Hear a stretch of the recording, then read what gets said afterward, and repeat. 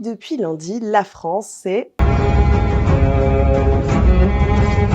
la première fois dans l'histoire de la Ve République, soit depuis 1958, que l'Assemblée nationale se retrouve avec trois blocs plus ou moins équivalents, mais avec plein de petites variables à l'intérieur. C'est une tempête politique. C'est une nouveauté en termes de représentation parlementaire. Il y a parfois eu trois blocs. En fait, depuis les années 80, on peut dire que traditionnellement en France, la vie politique se divise en deux blocs, la gauche et la droite. Pour faire simple, nous avions donc historiquement la gauche et la droite, avec un peu de centre, mais qui allait souvent vers la droite, et un peu qui est devenu beaucoup d'extrême droite.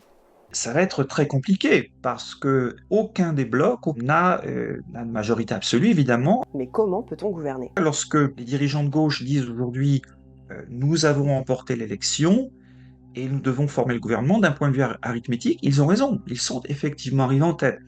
Maintenant, lorsqu'on regarde la dure réalité de ce qu'est l'Assemblée nationale aujourd'hui, pour gouverner, auront-ils les moyens de faire passer leurs réformes, leurs propositions de loi? Et c'est là que ça devient compliqué.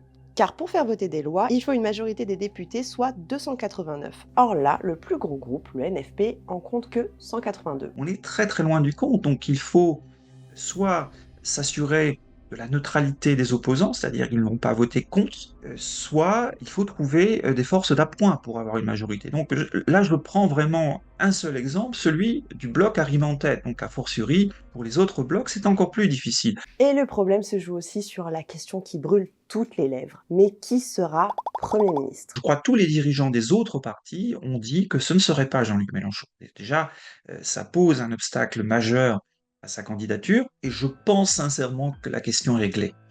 Pour des raisons qui tiennent au rapport de force, pour des raisons qui tiennent à la perception au sein de la gauche et évidemment de manière plus générale au sein de l'électorat, au sein aussi d'une cohabitation à venir.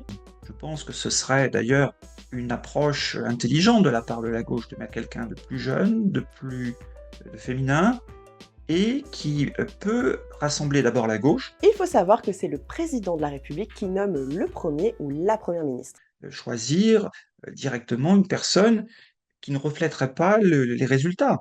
Je pense que ce serait une erreur, ce serait vécu comme un déni de démocratie, un déni du vote qui vient d'avoir lieu. On entre donc dans une période encore plus instable, une période qui semble très loin des objectifs de la Ve République. Le parti du président était véritablement aux ordres, quoi.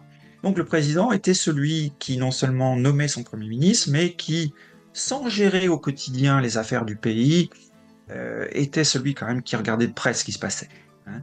Je pense que tout ça est chamboulé aujourd'hui. Le signe peut-être d'une République à bout de souffle? Cet essoufflement vient de loin.